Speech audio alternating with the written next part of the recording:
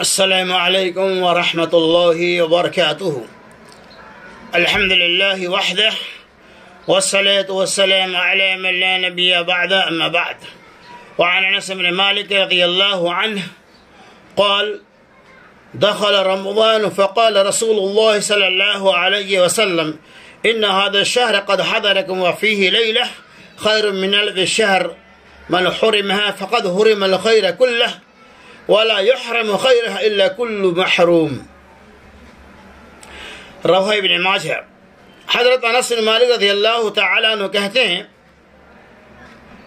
کہ رمضان آیا تو رسول اللہ صلی اللہ علیہ وسلم نے فرمایا، یعنی جو ہم رمضان میں داخل ہو گئے تو اللہ کے رسول صلی اللہ علیہ وسلم فرمایا یہ جو مہینہ تم پر آیا ہے اس میں ایک ایسی رات ہے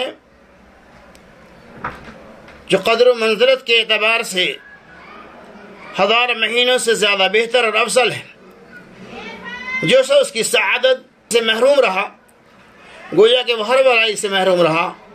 نیز آپ صلی اللہ علیہ وسلم کہ لیلۃ القدر کی سعادت صرف بے نصیب ہی محروم کیا جاتا ہے۔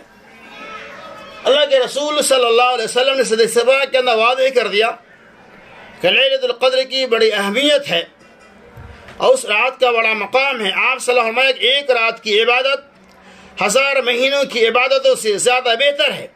بندہ مومن سال پر جو گناہ کرتے ہیں بشری تقاضے کی بنیاد پر جو گناہ ہو جاتے ہیں اللہ تبارک و تعالی رمضان کے مہینہ میں ایک خاص رات عطا فرمایا ہے جو لیلۃ القدر کے نام سے جانا جاتا ہے۔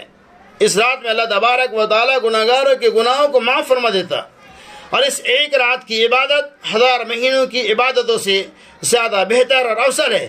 مزید اللہ کے رسول صلی اللہ علیہ وسلم جو بندہ رمضان کے مہینہ میں لیلۃ القدر سے محروم ہو گیا گویا کہ تمام بھلائیوں سے محروم ہو گیا۔